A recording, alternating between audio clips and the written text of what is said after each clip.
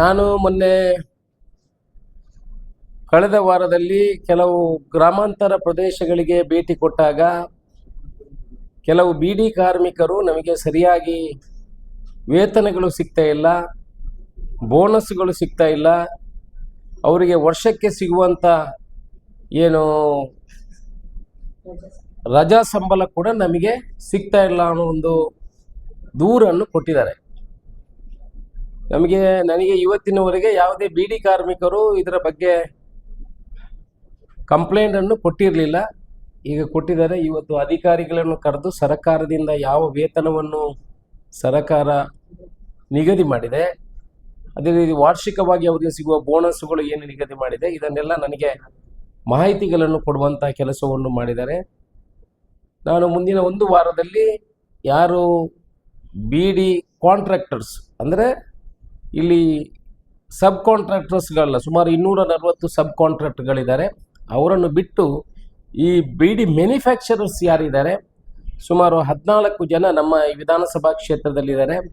ಅವರನ್ನೆಲ್ಲ ಅಧಿಕಾರಿಗಳ ಮುಖಾಂತರ ಮಾತುಕತೆಗೆ ಕರೆದಿದ್ದೀನಿ.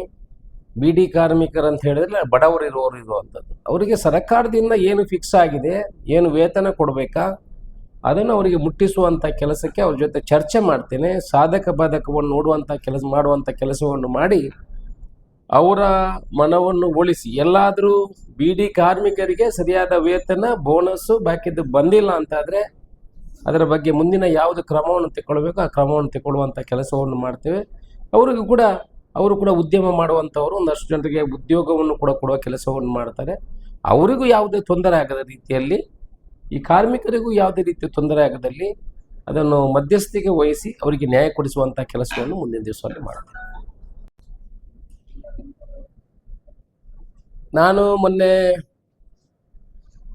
ಕಳೆದ ವಾರದಲ್ಲಿ ಕೆಲವು ಗ್ರಾಮಾಂತರ ಪ್ರದೇಶಗಳಿಗೆ ಭೇಟಿ ಕೊಟ್ಟಾಗ ಕೆಲವು ಬಿಡಿ ಕಾರ್ಮಿಕರು ನಮಗೆ ಸರಿಯಾಗಿ ವೇತನಗಳು ಸಿಗ್ತಾ ಇಲ್ಲ, ಬೋನಸ್ಗಳು ಸಿಗ್ತಾ ಇಲ್ಲ, ಅವರಿಗೆ ವರ್ಷಕ್ಕೆ ಸಿಗುವಂಥ ಏನು ರಜಾ ಸಂಬಳ ಕೂಡ ನಮಗೆ ಸಿಗ್ತಾ ಇಲ್ಲ ಅನ್ನೋ ಒಂದು ದೂರನ್ನು ಕೊಟ್ಟಿದ್ದಾರೆ. ನನಗೆ ಇವತ್ತಿನವರೆಗೆ ಯಾವುದೇ ಬಿಡಿ ಕಾರ್ಮಿಕರು ಇದರ ಬಗ್ಗೆ ಕಂಪ್ಲೇಂಟನ್ನು ಕೊಟ್ಟಿರಲಿಲ್ಲ. ಈಗ ಕೊಟ್ಟಿದ್ದಾರೆ. ಇವತ್ತು ಅಧಿಕಾರಿಗಳನ್ನು ಕರೆದು ಸರ್ಕಾರದಿಂದ ಯಾವ ವೇತನವನ್ನು ಸರ್ಕಾರ ನಿಗದಿ ಮಾಡಿದೆ, ಅದೇ ರೀತಿ ವಾರ್ಷಿಕವಾಗಿ ಅವರಿಗೆ ಸಿಗುವ ಬೋನಸ್ಗಳು ಏನು ನಿಗದಿ ಮಾಡಿದೆ, ಇದನ್ನೆಲ್ಲ ನನಗೆ ಮಾಹಿತಿಗಳನ್ನು ಕೊಡುವಂಥ ಕೆಲಸವನ್ನು ಮಾಡಿದ್ದಾರೆ. ನಾನು ಮುಂದಿನ ಒಂದು ವಾರದಲ್ಲಿ ಯಾರು ಬಿಡಿ ಕಾಂಟ್ರಾಕ್ಟರ್ಸ್ ಅಂದರೆ ಇಲ್ಲಿ ಸಬ್ ಕಾಂಟ್ರಾಕ್ಟರ್ಸ್ಗಳಲ್ಲ, ಸುಮಾರು 240 ಸಬ್ ಕಾಂಟ್ರಾಕ್ಟ್ಗಳಿದ್ದಾರೆ, ಅವರನ್ನು ಬಿಟ್ಟು ಈ ಬಿಡಿ ಮ್ಯಾನುಫ್ಯಾಕ್ಚರರ್ಸ್ ಯಾರಿದ್ದಾರೆ ಸುಮಾರು 14 ಜನ ನಮ್ಮ ಈ ವಿಧಾನಸಭಾ ಕ್ಷೇತ್ರದಲ್ಲಿದ್ದಾರೆ. ಅವರನ್ನೆಲ್ಲ ಅಧಿಕಾರಿಗಳ ಮುಖಾಂತರ ಮಾತುಕತೆಗೆ ಕರೆದಿದ್ದೀನಿ. ಬಿಡಿ ಕಾರ್ಮಿಕರಂತ ಹೇಳಿದ್ರೆ ಬಡವರು ಇರುವಂಥದ್ದು, ಅವರಿಗೆ ಸರ್ಕಾರದಿಂದ ಏನು ಫಿಕ್ಸ್ ಆಗಿದೆ, ಏನು ವೇತನ ಕೊಡಬೇಕಾ ಅದನ್ನು ಅವರಿಗೆ ಮುಟ್ಟಿಸುವಂಥ ಕೆಲಸಕ್ಕೆ ಅವ್ರ ಜೊತೆ ಚರ್ಚೆ ಮಾಡ್ತೇನೆ. ಸಾಧಕ ಬಾಧಕವನ್ನು ಮಾಡುವಂಥ ಕೆಲಸವನ್ನು ಮಾಡಿ ಅವರ ಮನವನ್ನು ಒಲಿಸಿ, ಎಲ್ಲಾದರೂ ಬಿಡಿ ಕಾರ್ಮಿಕರಿಗೆ ಸರಿಯಾದ ವೇತನ ಬೋನಸ್ಸು ಬಾಕಿದ್ದು ಬಂದಿಲ್ಲ ಅಂತಾದರೆ ಅದರ ಬಗ್ಗೆ ಮುಂದಿನ ಯಾವುದು ಕ್ರಮವನ್ನು ತಗೊಳ್ಬೇಕು ಆ ಕ್ರಮವನ್ನು ತಗೊಳ್ಳುವಂಥ ಕೆಲಸವನ್ನು ಮಾಡ್ತೇವೆ. ಅವರು ಕೂಡ ಉದ್ಯಮ ಮಾಡುವಂಥವರು, ಒಂದಷ್ಟು ಜನರಿಗೆ ಉದ್ಯೋಗವನ್ನು ಕೂಡ ಕೊಡುವ ಕೆಲಸವನ್ನು ಮಾಡ್ತಾರೆ. ಅವರಿಗೂ ಯಾವುದೇ ತೊಂದರೆ ಆಗದ ರೀತಿಯಲ್ಲಿ, ಈ ಕಾರ್ಮಿಕರಿಗೂ ಯಾವುದೇ ರೀತಿಯ ತೊಂದರೆ ಆಗದಲ್ಲಿ ಅದನ್ನು ಮಧ್ಯಸ್ಥಿಕೆ ವಹಿಸಿ ಅವರಿಗೆ ನ್ಯಾಯ ಕೊಡಿಸುವಂಥ ಕೆಲಸವನ್ನು ಮುಂದಿನ ದಿವಸದಲ್ಲಿ ಮಾಡ್ತೇವೆ. ನಾನು ಮೊನ್ನೆ ಕಳೆದ ವಾರದಲ್ಲಿ ಕೆಲವು ಗ್ರಾಮಾಂತರ ಪ್ರದೇಶಗಳಿಗೆ ಭೇಟಿ ಕೊಟ್ಟಾಗ ಕೆಲವು ಬಿಡಿ ಕಾರ್ಮಿಕರು ನಮಗೆ ಸರಿಯಾಗಿ ವೇತನಗಳು ಸಿಗ್ತಾ ಇಲ್ಲ, ಬೋನಸ್ಗಳು ಸಿಗ್ತಾ ಇಲ್ಲ, ಅವರಿಗೆ ವರ್ಷಕ್ಕೆ ಸಿಗುವಂಥ ಏನು ರಜಾ ಸಂಬಳ ಕೂಡ ನಮಗೆ ಸಿಗ್ತಾ ಇಲ್ಲ ಅನ್ನೋ ಒಂದು ದೂರನ್ನು ಕೊಟ್ಟಿದ್ದಾರೆ. ನನಗೆ ಇವತ್ತಿನವರೆಗೆ ಯಾವುದೇ ಬಿಡಿ ಕಾರ್ಮಿಕರು ಇದರ ಬಗ್ಗೆ ಕಂಪ್ಲೇಂಟನ್ನು ಕೊಟ್ಟಿರಲಿಲ್ಲ. ಈಗ ಕೊಟ್ಟಿದ್ದಾರೆ. ಇವತ್ತು ಅಧಿಕಾರಿಗಳನ್ನು ಕರೆದು ಸರ್ಕಾರದಿಂದ ಯಾವ ವೇತನವನ್ನು ಸರ್ಕಾರ ನಿಗದಿ ಮಾಡಿದೆ, ಅದೇ ರೀತಿ ವಾರ್ಷಿಕವಾಗಿ ಅವರಿಗೆ ಸಿಗುವ ಬೋನಸ್ಗಳು ಏನು ನಿಗದಿ ಮಾಡಿದೆ, ಇದನ್ನೆಲ್ಲ ನನಗೆ ಮಾಹಿತಿಗಳನ್ನು ಕೊಡುವಂಥ ಕೆಲಸವನ್ನು ಮಾಡಿದ್ದಾರೆ. ನಾನು ಮುಂದಿನ ಒಂದು ವಾರದಲ್ಲಿ ಯಾರು BD ಕಾಂಟ್ರಾಕ್ಟರ್ಸ್ ಅಂದರೆ ಇಲ್ಲಿ ಸಬ್ ಕಾಂಟ್ರಾಕ್ಟರ್ಸ್ಗಳಲ್ಲ, ಸುಮಾರು 240 ಸಬ್ ಕಾಂಟ್ರಾಕ್ಟ್ಗಳಿದ್ದಾರೆ. ಅವರನ್ನು ಬಿಟ್ಟು ಈ BD ಮ್ಯಾನುಫ್ಯಾಕ್ಚರರ್ಸ್ ಯಾರಿದ್ದಾರೆ ಸುಮಾರು 14 ಜನ ನಮ್ಮ ಈ ವಿಧಾನಸಭಾ ಕ್ಷೇತ್ರದಲ್ಲಿದ್ದಾರೆ. ಅವರೆಲ್ಲ ಅಧಿಕಾರಿಗಳ ಮುಖಾಂತರ ಮಾತುಕತೆಗೆ ಕರೆದಿದ್ದೀನಿ.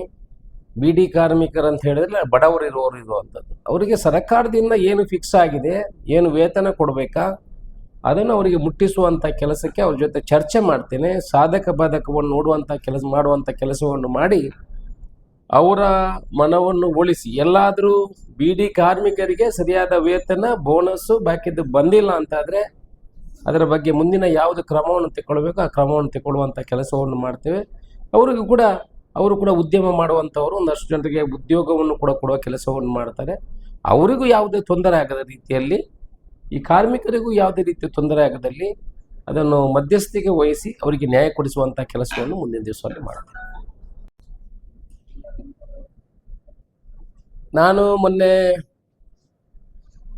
ಕಳೆದ ವಾರದಲ್ಲಿ ಕೆಲವು ಗ್ರಾಮಾಂತರ ಪ್ರದೇಶಗಳಿಗೆ ಭೇಟಿ ಕೊಟ್ಟಾಗ ಕೆಲವು BD ಕಾರ್ಮಿಕರು ನಮಗೆ ಸರಿಯಾಗಿ ವೇತನಗಳು ಸಿಗ್ತಾ ಇಲ್ಲ, ಬೋನಸ್ಗಳು ಸಿಗ್ತಾ ಇಲ್ಲ, ಅವರಿಗೆ ವರ್ಷಕ್ಕೆ ಸಿಗುವಂಥ ಏನು ರಜಾ ಸಂಬಳ ಕೂಡ ನಮಗೆ ಸಿಗ್ತಾ ಇಲ್ಲ ಅನ್ನೋ ಒಂದು ದೂರನ್ನು ಕೊಟ್ಟಿದ್ದಾರೆ. ನನಗೆ ಇವತ್ತಿನವರೆಗೆ ಯಾವುದೇ BD ಕಾರ್ಮಿಕರು ಇದರ ಬಗ್ಗೆ ಕಂಪ್ಲೇಂಟನ್ನು ಕೊಟ್ಟಿರಲಿಲ್ಲ. ಈಗ ಕೊಟ್ಟಿದ್ದಾರೆ. ಇವತ್ತು ಅಧಿಕಾರಿಗಳನ್ನು ಕರೆದು ಸರ್ಕಾರದಿಂದ ಯಾವ ವೇತನವನ್ನು ಸರ್ಕಾರ ನಿಗದಿ ಮಾಡಿದೆ, ಅದೇ ರೀತಿ ವಾರ್ಷಿಕವಾಗಿ ಅವರಿಗೆ ಸಿಗುವ ಬೋನಸ್ಗಳು ಏನು ನಿಗದಿ ಮಾಡಿದೆ, ಇದನ್ನೆಲ್ಲ ನನಗೆ ಮಾಹಿತಿಗಳನ್ನು ಕೊಡುವಂಥ ಕೆಲಸವನ್ನು ಮಾಡಿದ್ದಾರೆ. ನಾನು ಮುಂದಿನ ಒಂದು ವಾರದಲ್ಲಿ ಯಾರು BD ಕಾಂಟ್ರಾಕ್ಟರ್ಸ್ ಅಂದರೆ ಇಲ್ಲಿ ಸಬ್ ಕಾಂಟ್ರಾಕ್ಟರ್ಸ್ಗಳಲ್ಲ, ಸುಮಾರು 240 ಸಬ್ ಕಾಂಟ್ರಾಕ್ಟ್ಗಳಿದ್ದಾರೆ. ಅವರನ್ನು ಬಿಟ್ಟು ಈ BD ಮ್ಯಾನುಫ್ಯಾಕ್ಚರರ್ಸ್ ಯಾರಿದ್ದಾರೆ ಸುಮಾರು 14 ಜನ ನಮ್ಮ ಈ ವಿಧಾನಸಭಾ ಕ್ಷೇತ್ರದಲ್ಲಿದ್ದಾರೆ. ಅವರೆಲ್ಲ ಅಧಿಕಾರಿಗಳ ಮುಖಾಂತರ ಮಾತುಕತೆಗೆ ಕರೆದಿದ್ದೀನಿ. BD ಕಾರ್ಮಿಕರು ಅಂತ ಹೇಳಿದ್ರೆ ಬಡವರು ಇರುವಂಥದ್ದು. ಅವರಿಗೆ ಸರ್ಕಾರದಿಂದ ಏನು ಫಿಕ್ಸ್ ಆಗಿದೆ, ಏನು ವೇತನ ಕೊಡಬೇಕಾ ಅದನ್ನು ಅವರಿಗೆ ಮುಟ್ಟಿಸುವಂಥ ಕೆಲಸಕ್ಕೆ ಅವ್ರ ಜೊತೆ ಚರ್ಚೆ ಮಾಡ್ತೇನೆ. ಸಾಧಕ ಬಾಧಕವನ್ನು ಮಾಡುವಂಥ ಕೆಲಸವನ್ನು ಮಾಡಿ ಅವರ ಮನವನ್ನು ಒಲಿಸಿ, ಎಲ್ಲಾದರೂ BD ಕಾರ್ಮಿಕರಿಗೆ ಸರಿಯಾದ ವೇತನ ಬೋನಸ್ಸು ಬಾಕಿದ್ದು ಬಂದಿಲ್ಲ ಅಂತಾದರೆ ಅದರ ಬಗ್ಗೆ ಮುಂದಿನ ಯಾವುದು ಕ್ರಮವನ್ನು ತಗೊಳ್ಬೇಕು ಆ ಕ್ರಮವನ್ನು ತಗೊಳ್ಳುವಂಥ ಕೆಲಸವನ್ನು ಮಾಡ್ತೇವೆ. ಅವರು ಕೂಡ ಉದ್ಯಮ ಮಾಡುವಂಥವರು, ಒಂದಷ್ಟು ಜನರಿಗೆ ಉದ್ಯೋಗವನ್ನು ಕೂಡ ಕೊಡುವ ಕೆಲಸವನ್ನು ಮಾಡ್ತಾರೆ.